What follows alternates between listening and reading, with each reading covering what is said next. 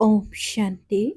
আজিৰ তাৰিখ 30 এপ্ৰিল 2024 বৰ্ষ।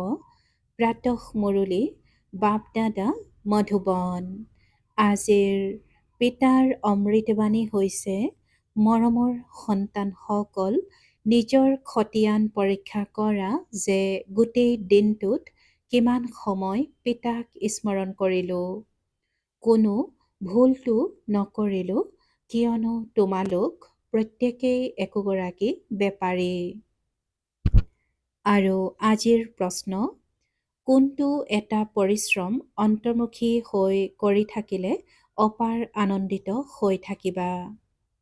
পিতাই উত্তৰত কৈছে, জন্ম জন্মান্তৰ যি কৰিলা, যিবোৰ সন্মুখত আহি থাকে, সেই সকলোবোৰৰ পৰা বুদ্ধিযোগ আঁতৰাই শতপ্ৰধান হ'বলৈ পিতাক স্মৰণ কৰাৰ পৰিশ্ৰম কৰি থাকা।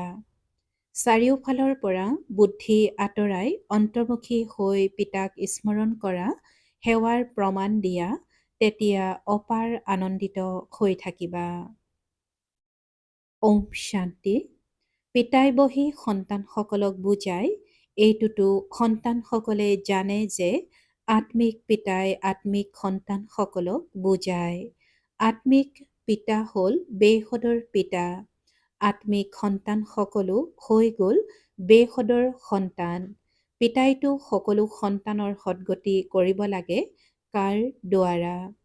এই সন্তানসকলৰ দ্বাৰা বিশ্বৰ সদ্গতি কৰিব লাগে। গোটেই বিশ্বৰ সন্তানসকলটো ইয়ালৈ আহি নপঢ়ে। নামেই হ'ল ঈশ্বৰীয় বিশ্ববিদ্যালয়। মুক্তিটো সকলোৰে হয়েই। পিতাই কৈছে যে মুক্তিটো সকলোৰে হয়েই। মুক্তি বুলিয়েই কোৱা বা জীৱন মুক্তি বুলিয়েই কোৱা, মুক্তিত গৈ আকৌ সকলো জীৱন মুক্তিত আহিবই লাগে। গতিকে এনেকৈ কোৱা হ'ব যে সকলো মুক্তিধাম হৈ জীৱন মুক্তিত আহে। ইজন সিজনৰ পিছত ভূমিকা পালন কৰিবলৈ আহিবই লাগে। তেতিয়ালৈকে মুক্তিধামত থাকিবলগীয়া হয়। সন্তানসকলে এতিয়া ৰচনা আৰু ৰচয়িতাৰ বিষয়ে জ্ঞাত হৈ গ'ল। এই গোটেই ৰচনাখন অনাদি। ৰচয়িতাটো একমাত্ৰ পিতাই হয়। বাকী যিসকল আত্মা আছে, সকলো বেসদৰ পিতাৰ সন্তান। যেতিয়া সন্তানসকল জ্ঞাত হয়, তেতিয়া তেওঁলোকে আহি যোগ শিকে। এই যোগ ভাৰতৰ কাৰণেই। এই যোগ ভাৰতৰ কাৰণেই। পিতা আহেও ভাৰতলৈকে, ভাৰতবাসীকে স্মৃতিৰ যাত্ৰা শিকাই পাৱন কৰি তোলে আৰু জ্ঞানো প্ৰদান কৰে যে এই সৃষ্টি চক্ৰ কেনেকৈ ঘূৰে। এয়াও সন্তানসকলে জানে। ৰুদ্ৰ মালাও আছে, যাৰ গায়ন আৰু পূজা হয়। পিতাই কৈছে যে ৰুদ্ৰমালাও আছে, যাৰ গায়ন আৰু পূজন হয়, স্মৰণ কৰা হয়। ভক্তমালাও আছে, উচ্চতকৈও উচ্চ ভক্তসকলৰ মালা আছে। ভক্তমালাৰ পাছত হ'ব লাগে জ্ঞানমালা। পিতাই কৈছে যে ৰুদ্ৰমালাও আছে, যাৰ গায়ন আৰু পূজন হয়, স্মৰণ কৰা হয়। ভক্তমালাও আছে, উচ্চতকৈও উচ্চ ভক্তসকলৰ মালা আছে। ভক্তমালাৰ পাছত হ'ব লাগে জ্ঞানমালা। ভক্তমালাৰ পাছত হ'ব লাগে জ্ঞানমালা। ভক্তি আৰু জ্ঞান আছে নহয়, ভক্তমালাও আছে, তেনেকৈ ৰুদ্ৰমালাও আছে। পাছত আকৌ ৰুণ্ডমালা অৰ্থাৎ বিষ্ণুমালা বুলি কোৱা হয়, কিয়নো মনুষ্য সৃষ্টিত উচ্চতকৈও উচ্চ হ'ল বিষ্ণু, যাক সূক্ষ্ম লোকত দেখুৱায়। প্ৰজাপিতা ব্ৰহ্মাটো হৈছে এইজনা, এওঁৰ মালাও আছে। যেতিয়া এই মালা তৈয়াৰ হৈ যাব, তেতিয়াহে ৰুদ্ৰমালা আৰু বিষ্ণুৰ বৈজয়ন্তী মালা তৈয়াৰ হ'ব। উচ্চতকৈও উচ্চ হৈছে শিৱ বাবা, তাৰ পাছত উচ্চতকৈও উচ্চ হ'ল বিষ্ণুৰ ৰাজ্য। শোভাৰ কাৰণে ভক্তিমাৰ্গত কিমান চিত্ৰ তৈয়াৰ কৰিছে, কিন্তু জ্ঞান একোৱেই নাই।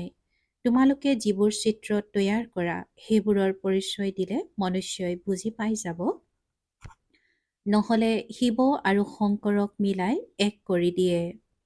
পিতাই বুজাইছে, সূক্ষ্মলোকত সকলো সাক্ষাৎকাৰৰ কথা সাৰ মঙহ তাত নাথাকে।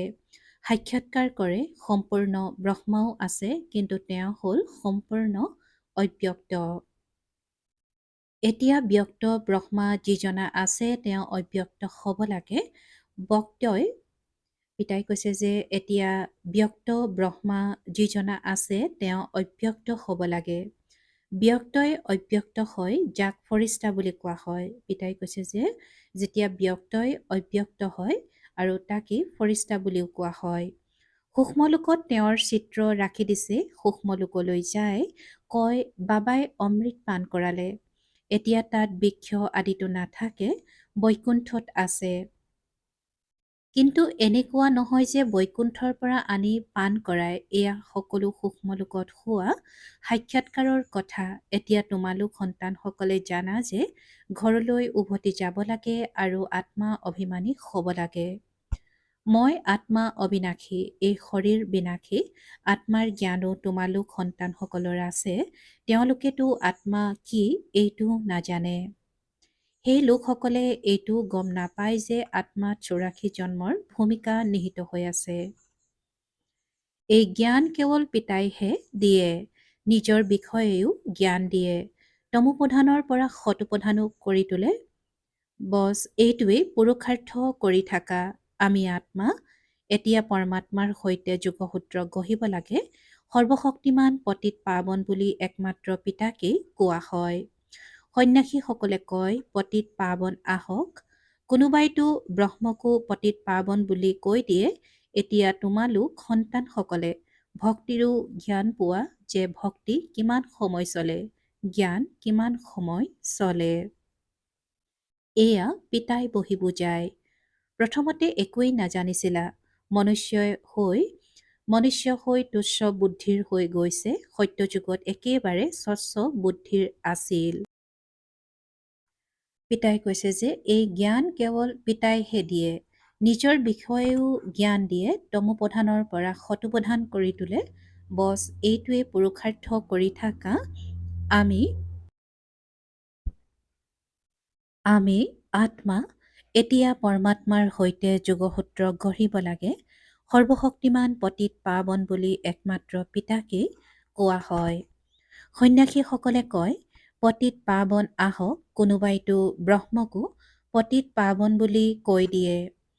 এতিয়া তোমালোক সন্তানসকলে ভক্তিৰো জ্ঞান পোৱা যে ভক্তি কিমান সময় চলে, জ্ঞান কিমান সময় চলে। এয়া পিতাই বহি বুজায়। প্ৰথমতে একোৱেই নাজানিছিলা। মনুষ্য হৈ তুচ্ছ বুদ্ধিৰ হৈ গৈছে। সত্যযুগত একেবাৰে স্বচ্ছ বুদ্ধিৰ আছিল। তেওঁলোকৰ কিমান দৈবী গুণ আছিল। তোমালোক সন্তানসকলে দৈবী গুণো নিশ্চয় ধাৰণ কৰিব লাগে। এনেকৈ কয় নহয় যে এওঁতো হাইলাখ দেৱতা। যদিও সাধু সন্ত মহাত্মাসকলক মনুষ্যই মান্যতা দিয়ে, কিন্তু তেওঁলোকৰ দৈবী বুদ্ধিটো নাই। ৰজোগুণী বুদ্ধি হৈ যায়। ৰজা ৰাণী প্ৰজা নাথাকে জানো? ৰাজধানী কেতিয়া আৰু কেনেকৈ স্থাপনা হয় এয়া জগতে নাজানে। ইয়াত তোমালোকে সকলো নতুন কথা শুনা। মালাৰ ৰহস্যও বুজাইছে। আটাইতকৈ উচ্চ হ'ল পিতা। তেওঁৰ মালা ওপৰত আছে ৰুদ্ৰ। তেওঁ হ'ল নিৰাকাৰ। তাৰ পাছত সাকাৰ অৰ্থাৎ লক্ষ্মী নাৰায়ণ। তেওঁলোকৰো মালা আছে। ব্ৰাহ্মণৰ মালা এতিয়া তৈয়াৰ নহয়। অন্তিম সময়ত তোমালোক ব্ৰাহ্মণৰ মালাও তৈয়াৰ হৈ যায়। এই কথাবোৰক লৈ বেছি প্ৰশ্ন সুধি উত্তৰ বিচাৰি থকাৰ প্ৰয়োজন নাই। মূল কথা হ'ল নিজক আত্মা বুলি বুজি পৰমপিতা পৰমাত্মাক স্মৰণ কৰা। এইটো নিশ্চয় দৃঢ় হোৱা উচিত। মূল কথা হ'ল পতিতসকলক পাৱন কৰি তোলা। গোটেই সৃষ্টিখনেই পতিত, পুনৰ পাৱন হ'ব লাগে। মূল লোকতো সকলো পাৱন, সেয়েহে সুখধামতো সকলো পাৱন হয়। তোমালোক পাৱন হৈ পাৱন সৃষ্টিলৈ যোৱা, অৰ্থাৎ এয়া পাৱন সৃষ্টি স্থাপনা হৈ আছে। এয়া সকলো ড্ৰামাত নিৰ্ধাৰিত হৈ আছে। পিতাই কয় গোটেই দিনটোৰ খতিয়ান চোৱা, কোনো ভুলটো নহ'ল। বেপাৰীসকলে খতিয়ান ৰাখে, এয়াও উপাৰ্জন। তোমালোকৰ প্ৰত্যেকেই একোগৰাকী বেপাৰী। বাবাৰ সৈতে বেপাৰ কৰা নিজক পৰীক্ষা কৰিব লাগে। মোৰ কিমান দৈবী গুণ ধাৰণ হৈছে। পিতাক কিমান স্মৰণ কৰোঁ, মই কিমান অশৰীৰী হৈ গৈ আছোঁ। আমি অশৰীৰী হৈ আহিছিলোঁ, আকৌ অশৰীৰী হৈ যাব লাগে। এতিয়ালৈকে সকলো আহিয়েই থাকে, মাজতেতো কোনো এগৰাকীও নাযায়। সকলো একেলগে যাব লাগে। অৱশ্যে সৃষ্টি খালী হৈ নাথাকে। গায়ন আছে, ৰাম গ'ল, ৰাৱণ গ'ল, কিন্তু থাকে দুয়োৱে। ৰাৱণ সম্প্ৰদায় গুচি গ'লে পুনৰ উভতি নাহে, বাকী এইসকল থাকি যায়। এয়াও আগলৈ সকলো সাক্ষাৎকাৰ হয়। এইটো জানিব লাগে যে নতুন সৃষ্টিৰ কেনেকৈ স্থাপনা হৈ আছে। অন্তিমৰ ফালে কি হ'ব, পাছত কেৱল আমাৰ ধৰ্মই থাকি যাব। সত্যযুগত তোমালোকে ৰাজ্য কৰিবা, কলিযুগ সমাপ্ত হৈ যাব, আকৌ সত্যযুগ আহিব। এতিয়া ৰাৱণ সম্প্ৰদায় আৰু ৰাম সম্প্ৰদায় দুয়োটা আছে। সংগম যুগতেই এই সকলোবোৰ হয়। এতিয়া তোমালোকে এই সকলোবোৰ জানা। পিতাই কয়, বাকী যি কিছু ৰহস্য আছে সেয়া আগলৈ গৈ লাহে লাহে বুজাই থাকিম। যি বাণীবদ্ধ হৈ আছে তাৰ ভেদ খোল খাই গৈ থাকিব। তোমালোকে বুজি গৈ থাকিবা, আগতীয়াকৈ একোৱেই নকওঁ। এয়াও ড্ৰামাৰ পৰিকল্পনা। যি বাণীবদ্ধ হৈ আছে তাৰ ভেদ খোল খাই গৈ থাকে। পিতাই শুনাই গৈ থাকে। তোমালোকৰ বুদ্ধিত এই সকলোবোৰ কথাৰ বোধ বাঢ়ি গৈ থাকে। বাণীবদ্ধ হৈ থকাখিনি বাজি গৈ থাকিব আৰু সেই অনুসৰি পিতাৰ মুৰলি চলি গৈ থাকিব। ড্ৰামাৰ ৰহস্য সকলো বাণীবদ্ধ হৈ আছে। এনেকুৱা নহয় যে গ্ৰামফোনৰ পৰা বেজী উঠাই অন্য স্থানত ৰাখিব পাৰা যাতে তাৰ পৰা পুনৰাবৃত্তি হ'ব। নহয়, আকৌ তাতেই পুনৰাবৃত্তি হ'ব, নতুন কথা নহয়। পিতাৰ ওচৰত যিবোৰ নতুন কথা থাকে সেয়া পুনৰাবৃত্তি হ'ব। তোমালোকে শুনিবা আৰু শুনাই গৈ থাকিবা, বাকী সকলো গুপ্ত। এয়া ৰাজধানী স্থাপনা হৈ আছে, গোটেই মালা তৈয়াৰ হৈ আছে। বেলেগে বেলেগে গৈ ৰাজপৰিয়ালত তোমালোকে জন্ম ল'বা। ৰজা, ৰাণী, প্ৰজা সকলো লাগে। এয়া সকলো বুদ্ধিৰে বুজিবলগীয়া হয়। বাস্তৱত যি হ'ব সেয়া দেখা যাব। যিসকল ইয়াৰ পৰা যায়, অৰ্থাৎ শৰীৰ ত্যাগ কৰে, তেওঁলোক ভাল ধনৱানৰ ঘৰত গৈ জন্ম লয়। এতিয়াও তোমালোকক তাত বহুত খাতিৰ কৰা হয়। পিতাই কৈছে যে এতিয়া তোমালোকক তাত বহুত খাতিৰ কৰা হয়। এতিয়াও ৰত্নজড়িত বস্তু সকলোৰে ওচৰত আছে, কিন্তু তেওঁলোকৰ ইমান শক্তি নাই। শক্তি তোমালোকৰ আছে। তোমালোক যলৈকে যাবা তাত নিজৰ প্ৰত্যক্ষতা কৰিবা। তোমালোকতো উচ্চ হৈ যোৱা, সেয়েহে তোমালোক তাত গৈ দৈবী চৰিত্ৰ দেখুৱাবা। আখৰিক সন্তান জন্মৰ পৰাই কান্দি থাকিব। পিতাই কৈছে যে আখৰিক সন্তান জন্মৰ পৰাই কান্দি থাকিব। লেতেৰাও হয়। তোমালোকতো বৰ আদব কাইদাৰে পালিত হবা। লেতেৰা হোৱা আদিৰ কথা নাই। আজিকালিৰ সন্তানটো লেতেৰা হৈ যায়। সত্যযুগত এনেকুৱা কথা হ'ব নোৱাৰে।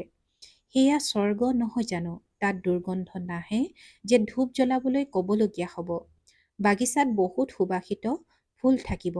ইয়াৰ ফুলত ইমান সুবাস নাই। তাততো প্ৰতিটো বস্তুতেই 100% সুবাস থাকে। ইয়াততো 100%ও নাই। তাততো ফুলো অতি উত্তম হ'ব। ইয়াত কোনোবা যিমানেই ধনৱান নহওক কিয় তথাপিও ইমান নহয়। তাততো হৰেক প্ৰকাৰৰ বস্তু থাকিব। বাচন আদি সোণৰ হ'ব। যেনেকৈ ইয়াত পাথৰ, তাত আকৌ সোণেই সোণ হ'ব। বালিতো সোণ থাকে। বিচাৰ কৰা কিমান সোণ থাকিব, যাৰ দ্বাৰা ঘৰ আদি সজা হ'ব। তাত এনেকুৱা জলবায়ু হ'ব, ঠাণ্ডাও নহয় আৰু গৰমো নহয়।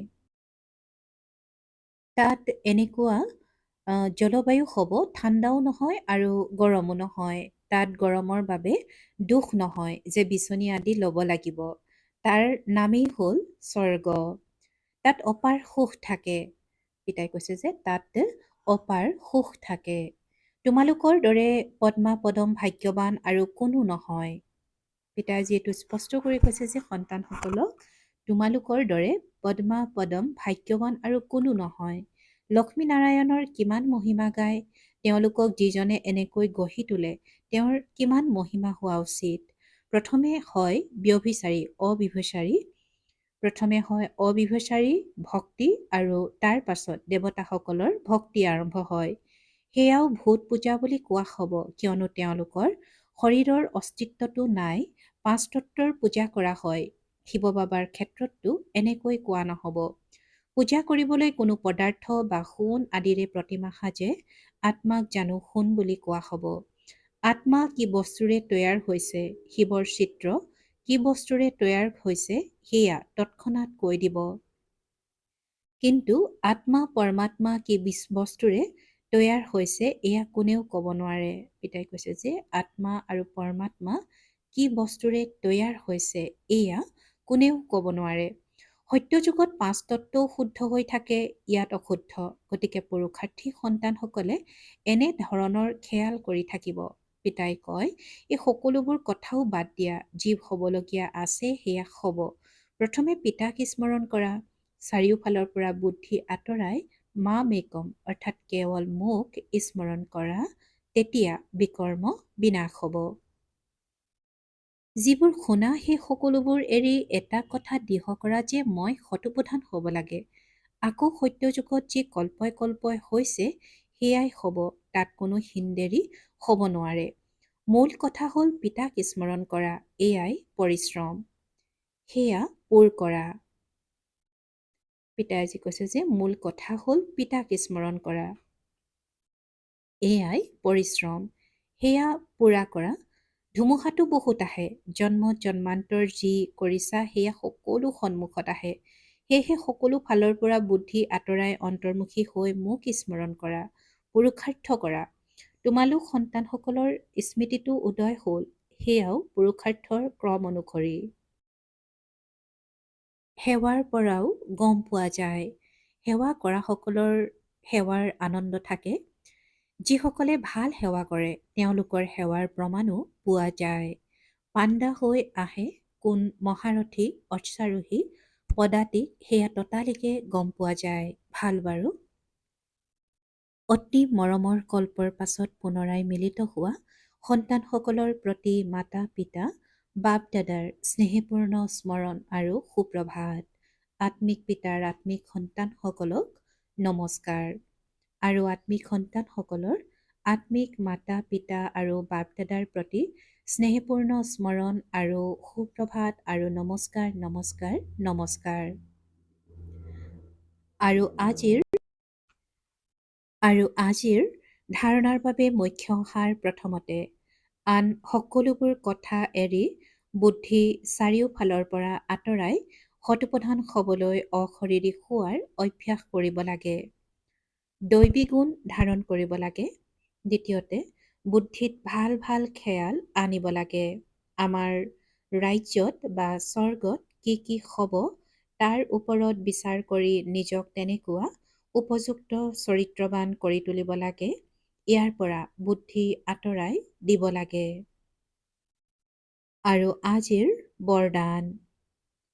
সেৱাৰ দ্বাৰা ফল প্ৰাপ্ত কৰোঁতা সকলো সদৰ অৰ্থাৎ সীমিত ইচ্ছাৰ পৰা উপৰাম সদায় সম্পন্ন আৰু সমান হোৱা।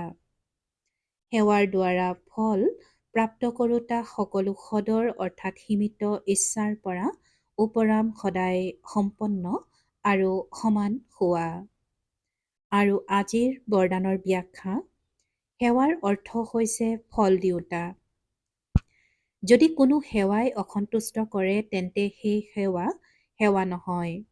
এনেকুৱা সেৱা লাগিলে এৰি দিয়া, কিন্তু সন্তুষ্টতা নেৰিবা।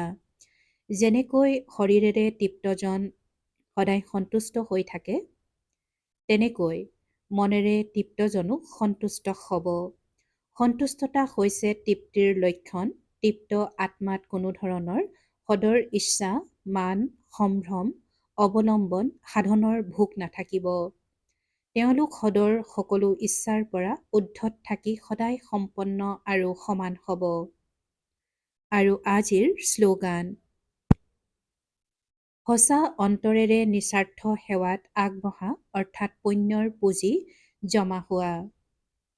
পিতাই শ্লোগানত কৈছে যে সঁচা অন্তৰেৰে নিস্বাৰ্থ সেৱাত আগবঢ়া অৰ্থাৎ পুণ্যৰ পুঁজি জমা কৰা। আৰু আজিৰ সংস্কাৰ মিলনৰ হ্ৰাস কৰিবলৈ অব্যক্ত সংকেত। সংস্কাৰ মিলনৰ হ্ৰাস কৰিবলৈ আজিৰ অব্যক্ত সংকেত। যেনেকৈ দেৱীসকলৰ স্মাৰকত দেখুৱাই যে তেওঁলোকে অসুৰবোৰক অগ্নিশিখাৰে সংহাৰ কৰে। যেনেকৈ দেৱীসকলৰ স্মাৰকত দেখুৱাই যে তেওঁলোকে অসুৰবোৰক অগ্নিশিখাৰে সংহাৰ কৰিলে। অসুৰ কোনো ব্যক্তি নহয়, কিন্তু আসুৰিক শক্তিবোৰক নাশ কৰিলে। এয়া তোমালোকৰ অগ্নিস্বৰূপ স্থিতিৰ স্মাৰক।